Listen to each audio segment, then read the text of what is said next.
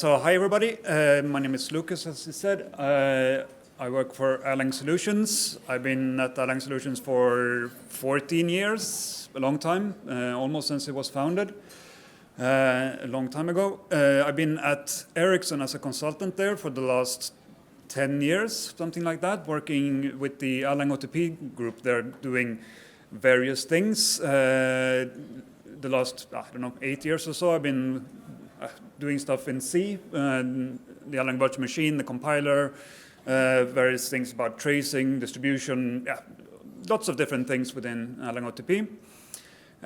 Today I'm going to talk about something that happened last year. So in OTP 21, a colleague of mine, Rickard Gren, did a lot of changes with how internally inside the virtual machine signals and message passing works. I'm going to go through how the implementation looked before then and the changes we've done for OTP 21 to see that, and some of the impacts and performance gains that we got from making the systems more complex but better, we hope. There. So speaking about signals, so all communication in Erlang we call signals. So a message that you send from one process to another, we put that in the group of something that's a signal. When you do a link to another process, that's another signal. If you do a monitor, that's another signal. If you do a trace operation, that's another signal there. So everything in the Erlang system, all communication is conceptually done by signals there. And this is documented how this works, kind of, in the Erlang Runtime Systems User's Guide, but in the chapter called Communication in Erlang. And there you have details about the different guarantees and what happens when signals are passed within the system. There. So all of the communication within the Erlang virtual machine can be seen as asynchronous signals and messages. So these are the different types of asynchronous messages that you can send. And this, I hope most of you are familiar with, is just sending a message to a process, saying a message to a process on another node, sending a message to a named process of some sort, sending a message to a named process on a remote node, and you can also send a message to a port that does something like this. And all of this is asynchronous message passing within the Erlang virtual machine. On top of this, using two asynchronous signals, you can build synchronous communication. So by saying that we want to do some kind of call to another process, we send a message to it that's asynchronous, we wait for a reply, and then the other part receives that message and does the reply and sends it back. This is one of the textbook examples of Erlang concurrency working like this. So we build synchronous communication using asynchronous communication there. And the same is true when we're talking about non-message signals. So this non-message signals is something that I'm going to be talking quite a bit about in this talk, because there's one message signals and there's a bunch of non-message signals there. So examples of non-message signals is when you're linking there. So if you're doing a link or an unlink operations, these are non-message signals. If you're getting an exit signal from somebody that you're linked to, or you're using the exit to BIF to send an exit signal explicitly, so that's another non-message signal that runs in the virtual machine. If you're doing monitors, so if you're doing a monitor or a demonitor, that's another type of signal that we're talking about. And the down is another type of signal that we put in there. Tracing. So tracing is enabled and disabled using conceptual signals within the virtual machine. So when you're enabling tracing on a process, you are sending a signal to that process saying start tracing in there. And also process info, getting information about another process. This is a very synchronous message. So you're asking the process, you're sending one asynchronous signal to the process saying, okay, so what are you going to give me information about yourself? And it sends you an asynchronous signal back saying, this is the information about myself. There. So out of these non-message signals that we have here, some of them are asynchronous and some of them are synchronous. So I just now before mentioned one of the obvious ones. So process info is a very synchronous signal in how it works. There's two other in here that are not as obvious and that are quite frankly, a pain that they are synchronous operations, but because of backwards compatibility, they have to be. So one of them is Erlang trace. So Erlang trace is a synchronous operation because you get information back about which traces were enabled on the process before, and also if the PID does not exist, you will get an error code saying something like, no, this process is not executing anymore. So you will get an error message instead of saying that, just saying true as you would if you would send a normal message. So this is a synchronous operation. And the same failure modes apply to link. So if you're trying to do a link on another process and it does not exist, you will get an error. And this error message that you get when you're doing the link, that implies a synchronicity. So that's a synchronous communication as well. All of the other signals we have here, they are truly asynchronous. So you send it, no matter if the process exists, what state it's in, what's happening, you will get the same kind of reply, and you will possibly get a message in your mailbox saying what's happening, but you will get the same kind of behavior. But for these three different types of signals, it will be a specific synchronous request happening in the system in there. And as I said, the reason for this is the error behaviors of the different parts. And we'll go into the link parts of this. So there's a big part of the documentation of the link of what it actually does. So depending on the current state of the process, so if it's trapping exit or if it's not trapping exit, the error behavior of link behaves differently.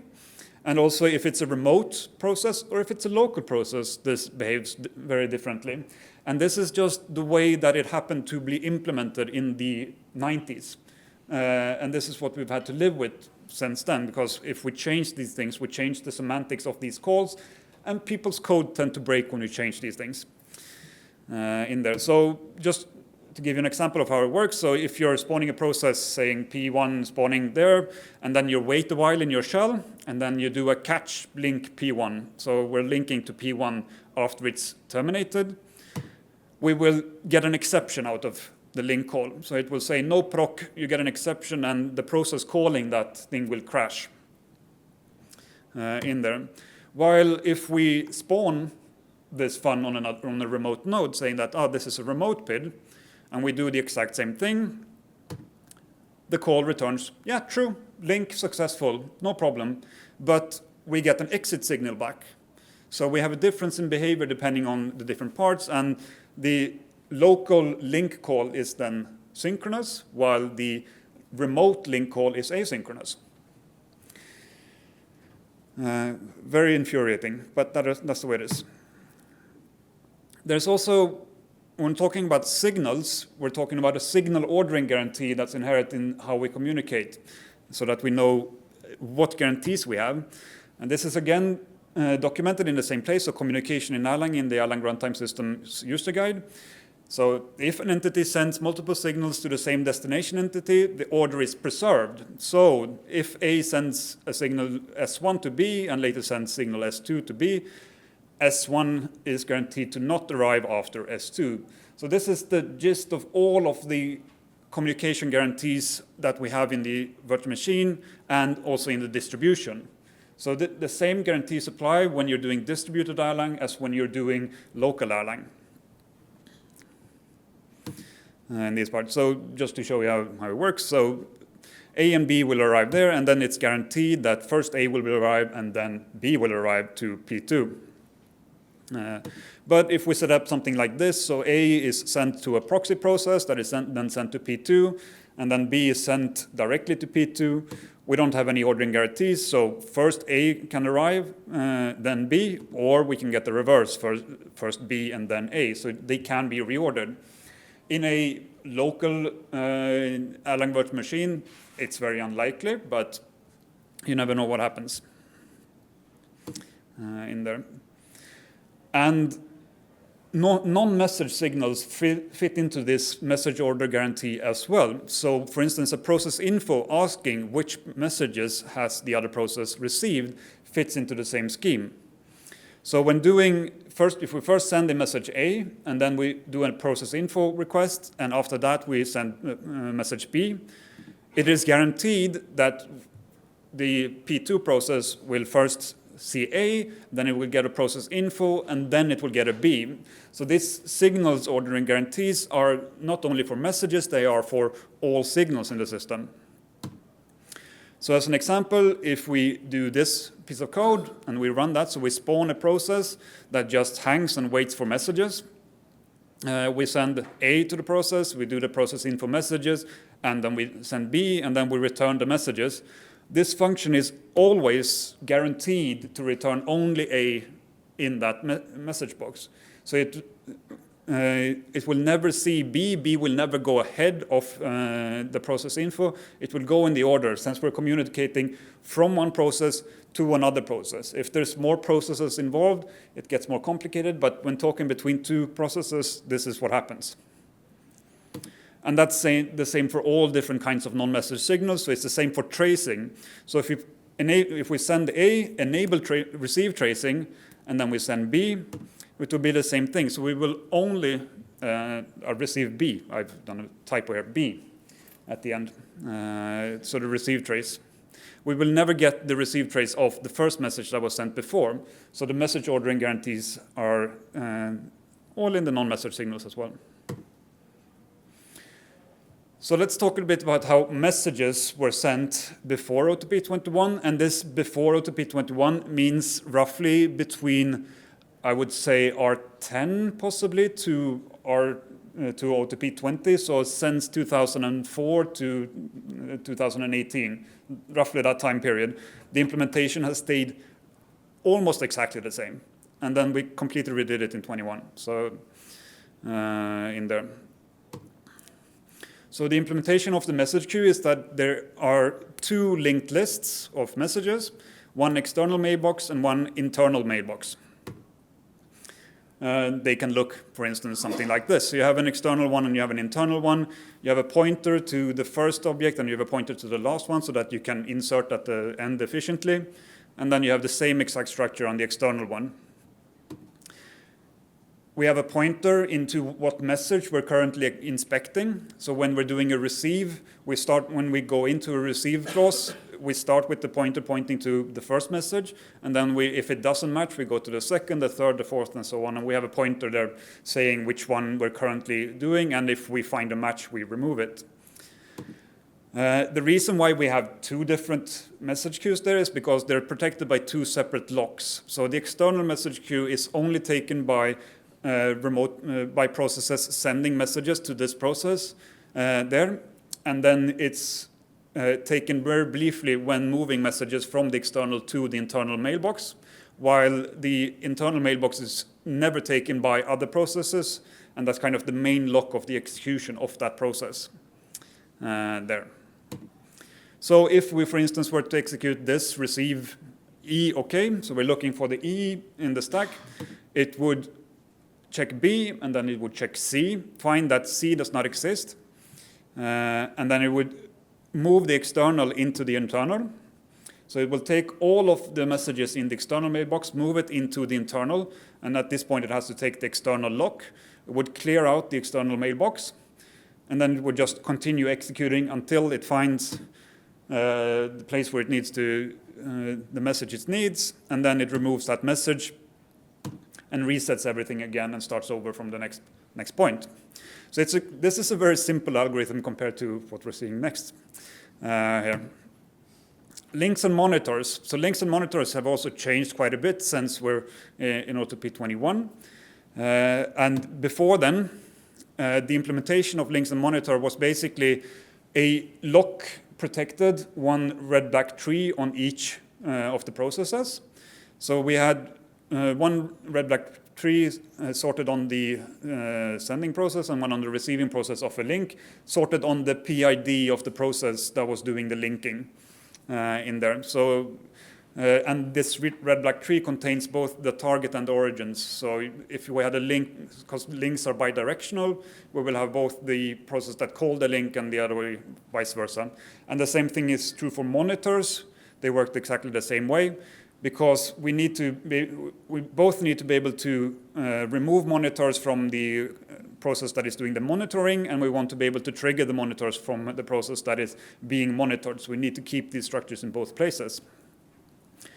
And there was one lock to protect both the link and the monitor. So that it was the same lock that protected both of these at the same time, which was unfortunate. So in order to insert a link, for instance, the operations on the red-black trees would be something like this. So we would take the lock of our local tree. There, we would insert the new link lock saying that, okay, we're linked with that PID over there on the other side.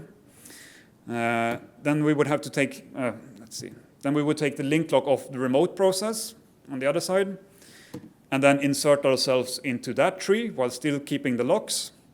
And then we could, then they're kind of linked, connected in there, and we would release the link lock, and we would release the link lock, and then we would be done with the link operation. And if you have a process that's being linked to a lot, this lock that we are linking when you're doing these operations become very highly contended.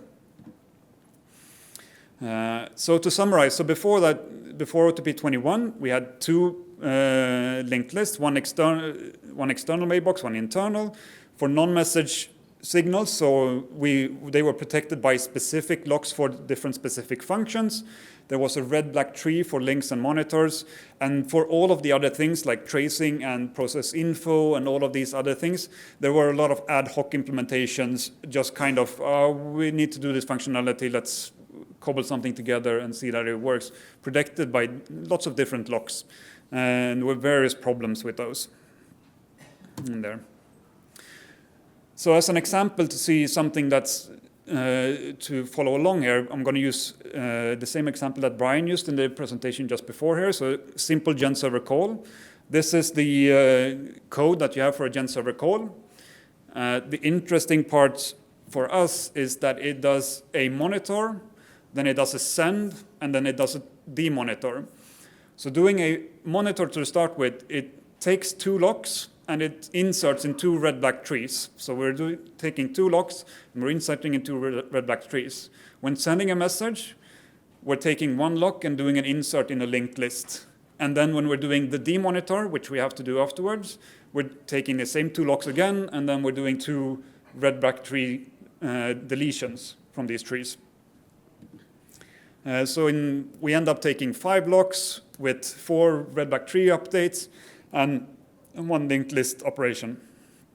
And this is only on the sender side, so there will be more on the receiver side as well in there.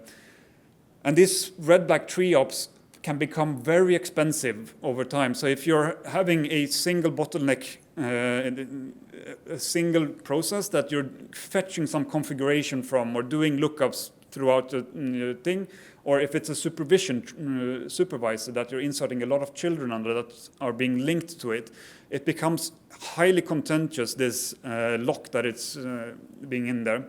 And these trees can contain tens of thousands of PIDs or references at the same time. And then we have to do a search within the trees and modify them while keeping the locks on these processes at the same time. And that becomes very, very expensive. And I've seen some cowboy benchmarks where you're spawning things under supervision trees where this lock becomes really, really highly contended in there. So you're spending a lot of time trying to fetch this lock. We can see this if we're running a small benchmark just doing gen server calls in OTP 20. So if we have just one process doing 3 million calls, the total execution time for doing 3 million calls with one process to the gen server is about 6.4 seconds. 10 servers, clients, it's about 6.3. 20 is starting to rise, and so on and so forth. Eventually, adding more processes that are accessing this single process adds time to the entire operation of doing the calls instead of what you would think it would make it faster. And this is because this tree, the red-black tree that we're inserting and extracting ourselves is growing. So when it's one process, it would be one big, but when it's 10,000 processes, that tree will be 10,000 elements big. And we're doing operations on these times all the time. And there's some variations about benchmarking that makes the figures go up and down a bit, but such is life. Benchmarking is very hard.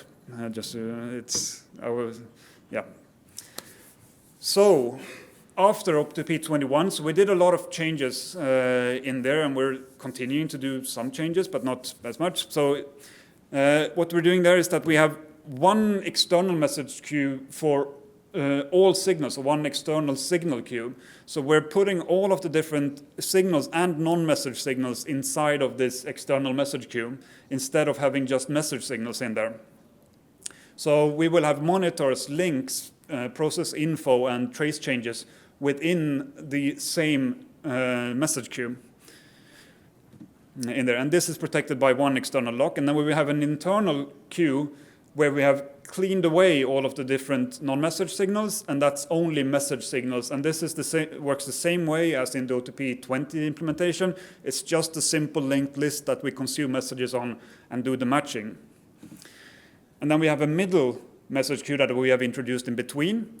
And this contains as well non-message and message signals. And when we're moving messages from the middle queue to the inner queue, that's when we're removing all the non-message signals and taking care of them.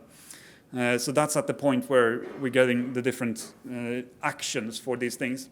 And the key point here is it's the receiving process's job to take care and clean of these things instead of the sending process. So before in OTP 20 and there, when doing a monitor, the process that was doing the monitoring, they were going into the remote process and doing things in their internal data. That no longer happens. Instead, it's the receiving process that does the munging inside of its internal data. So we don't need the link lock, as it was called before, at all. So that lock is completely removed from the implementation. Instead, we're just having the signal queue lock on the outside, and all of the different signals go through the same queue. In order to be able to clean the middle queue quickly and know which signals that are non-message signals, we have a skip list implemented within the middle and the external queue that link all of the different non-message signals together, so that we can just quickly skip in between the different non-message signals, so that we don't have to inspect. So if there's, I don't know, five monitor non-message signals and there's 10,000 normal messages, we don't want to have to scan all of the 10,000 messages just to get to the 5 monitors in there. So we skip through in there.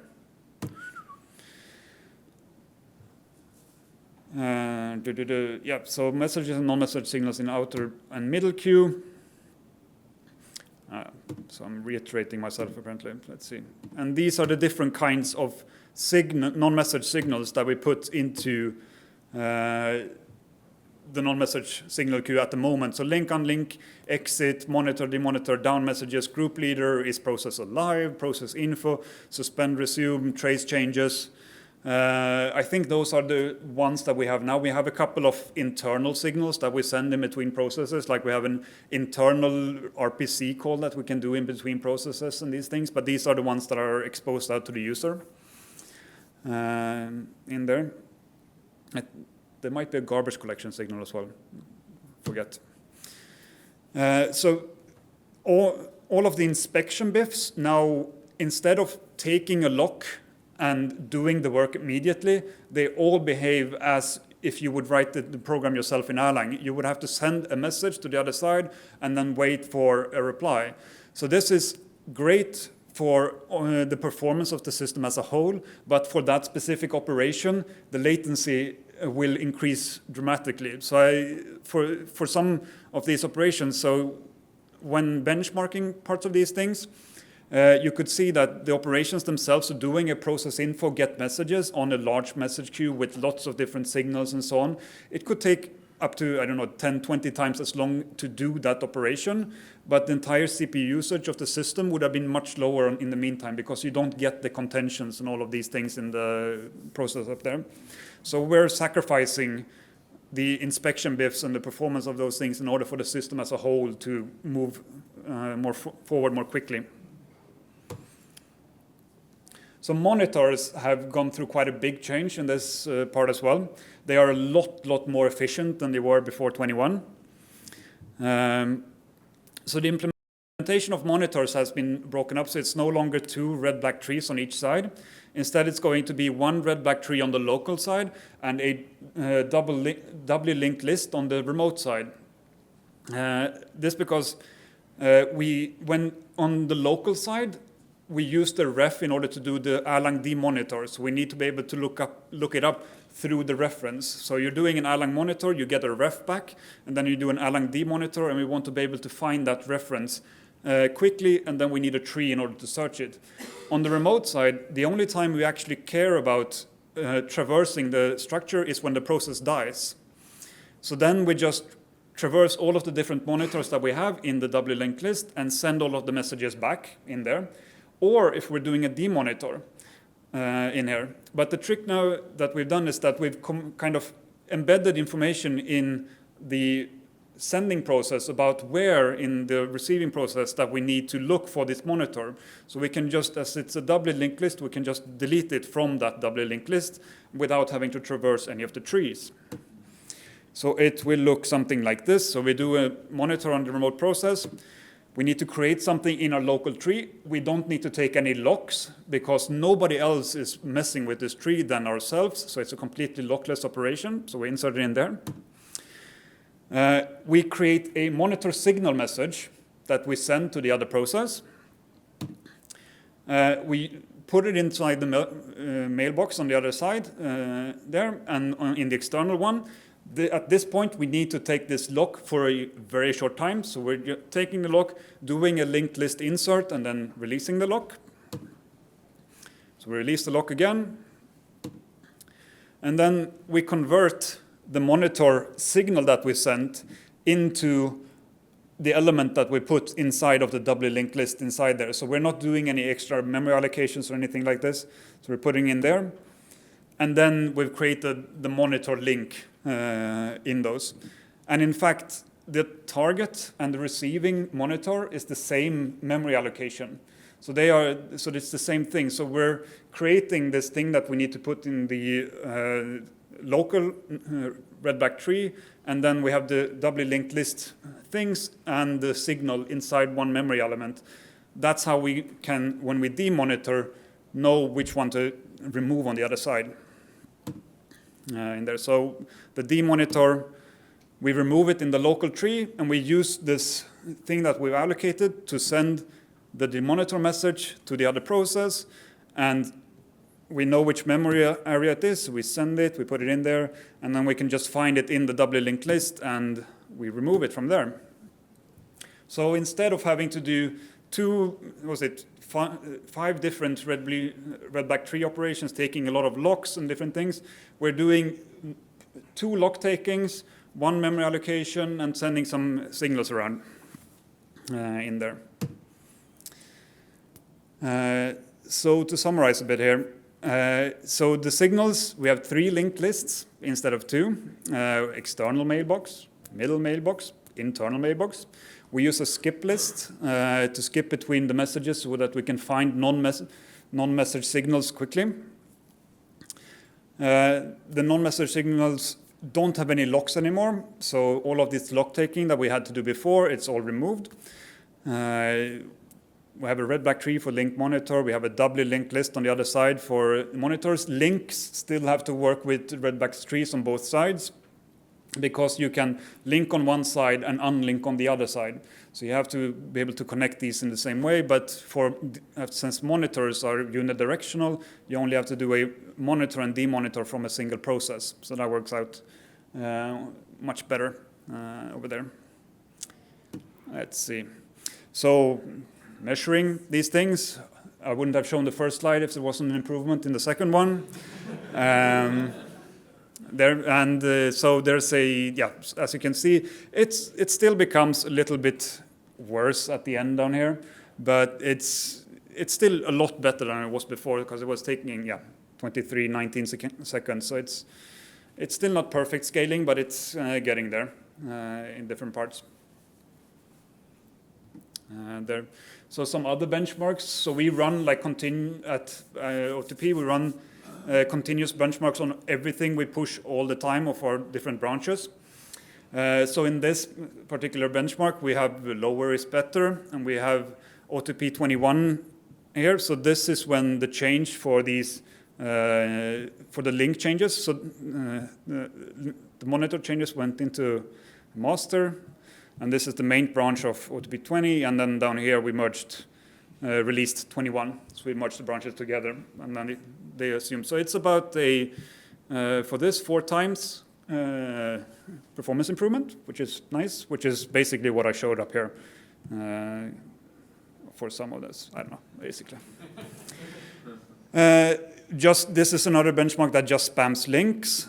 So this is just doing linking from many processes to a single process.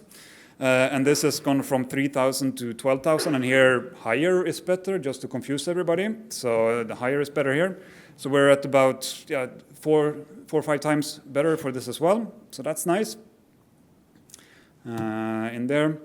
And this is for another run of the same benchmark. So this is the gen stress, gen call benchmark again with different parameters. So let's see, this first one here was, so this is 10 processes doing 3,000 messages, and they have 500 messages in their own message queue there. So this is kind of testing also the message receive optimizations in there. But if we change it to be 1,000 processes sending 3,000 messages with 500 here, we can see that OTP 21 moves along, and it has 2 gaps. So it has 2 different jumps in master that we've done. So this first gap here was in, it should be early, just after New Year's 2018, when Rickard put all the stuff about the new message queues and everything that I've displayed so far into master. And then at this point here, we had a drop. Because another colleague, Sverker of mine, did an optimization that made it go down here. And then he realized that it was not his own optimization, and then he fixed it. And then it went back up to even higher. So what he was doing was that he was working with combining monitors and sends into into a single signal.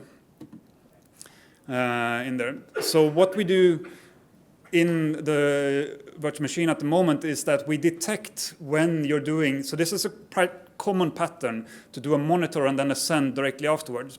So what we do is that we kind of delay a bit the monitor before we send it and see, is this process going to send a message to the same process soon, and see what happens. So we delay it for a bit because a quick monitor is normally not important.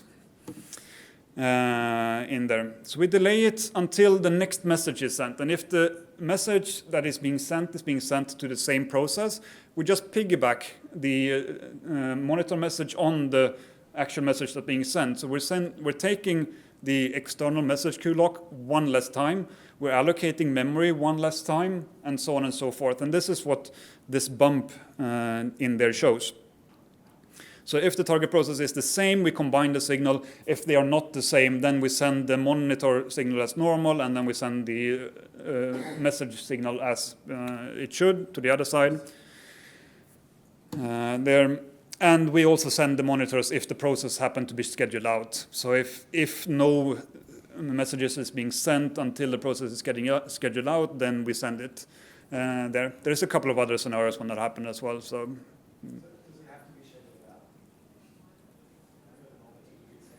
There's a lot. So the question is, does the process have to be scheduled out for the monitor to be sent? No. There's a bunch of other conditions, but that's the end condition of all the conditions. So there's some other things that happen, but yes, normally it will wait until it gets scheduled out if it doesn't detect a send in there. There. So let's see.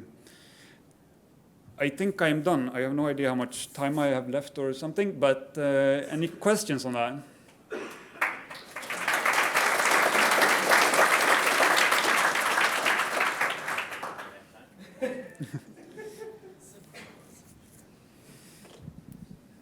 Oh, wow. So there's a few.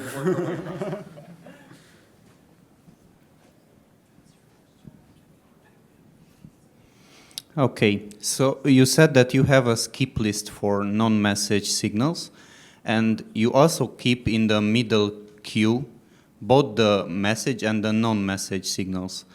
How do you remove the non-message signals from the middle queue after processing it from the skip list? I have to remember this correctly, but I believe that it has the non-message signals have links to the messages in before them. So the non-message signals is a doubly linked list, while the message signals are just a single linked list. But a non-message signal that's inserted in between two message signals will have pointers to the message before it. Something like that. Last time I looked, it looked like if the signal processing on the target process did not bump reductions, even if it was returning the whole message queue. Is it still the case? I don't know. We've done work in that area. I don't know if it's that way anymore or not. I will have to check. I kind of assume that since before the caller was doing the work, if you sent, for example, a kill signal as an exit, you would kill the process instantly. Does this mean now that a process that's receiving a lot of signals can be kept alive longer than it was before, just because the kill signal is not being processed in any timely manner? So first of all, the kill signal did not get processed immediately before either. Okay. So there was a delay before there. There's more of a delay now. In there, so yes, to both questions there. I think the delay happens when you have large ETS tables that it has to clean up and these things. So we don't want to block things when it's terminating. So if you have lots of things there, and just now in OTP 22, processes have started sending down and links over distribution ports while yielding while dead. So they can, if you have a busy distribution port, these processes can live forever while they're dead. So. I had a question about I think the second or third benchmark graph you showed, and I was wondering about the labeling on the axis. Yes, this one, and why OTP 21 is higher. This says microseconds. Is this a benchmark where longer is better, or this is higher is better on this one? Higher is better. Yeah. So what is that actually microseconds, or is that something else? I think somebody, that's me, put the wrong label on the graph when putting it there. So it's. Recently, we redid some of our benchmarking infrastructure, and that flipped some of the graphs upside down, and not all of them have been fixed yet. So it's always, when we look at these graphs, it will be like, oh, is it faster or is it slower? What is it? And then it's, yeah. There were a few other hands, weren't there? That's counting close, right? Last time as well. I don't remember. So you said when you send, or you monitor, then you wait for a send. Yeah. Is that done at the compile level, or is that done in the runtime? Oh, in the runtime. Okay. Yeah. You don't. Versus why is it more difficult just to detect that as an optimization pass, or? It would require new instructions in the yeah, that's true. Yeah. Beam, and we don't like to add those if we don't have to. And also, it's kind of, at this point, it was kind of, I think the guy that did it was more comfortable with the runtime system than the compiler, so that's why it ended up that way.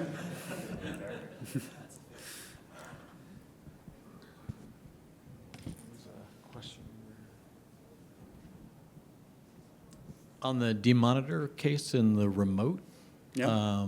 there's a deletion on a linked list. Is that linear? A linear operation? In the new implementation, no. But in the old implementation for the demonitor, there will be a deletion from the red-black tree. Right, but that's log n, right? Log n, yes. So you will have to have quite large numbers for it to matter. But if you have large numbers, it means that you have a lot of processes interested in that process. Right. So the chances of you having collisions on the lock kind of grows exponentially in there. Okay, I thought I saw there was a linked list on the remote Yeah, in the new implementation there is on the remote side. So that's just a single deletion because it's a doubly linked list, not a single linked list. So we can just go in and remove it from that linked list in O1, whatever. Okay. Immediately. If you can find it. If you Yeah, know but we can find it Okay. because we send the original allocation is still on the sending processor side, and that's what we send as a signal.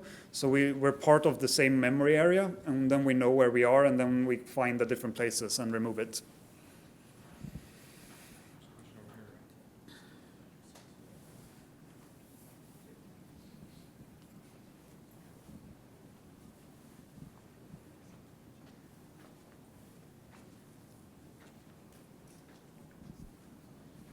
So before 21, you said the signal order was guaranteed for messages and non-message signals. And right now, non-message signals will come before the rest of the messages that are in like the third list, right? Well, no, not really. Only if you look under the hood. But if you're trying to observe it from a user's perspective, like you, the order will be preserved as it is. It's only underneath the hood that it will be different in there. So it's an optimization to clean these things and take care of them in there. But from the user's perspective, the only real way that you have to inspect these things is by tracing to see what order things actually happen. Because when you're doing a link operation in there and timing that with a kind of a message operation, you can't inspect that except when you put on tracing to see it. And the tracing works in there. So that's, as soon as you start inspecting it, we start enforcing it. But when you're not inspecting, we cheat.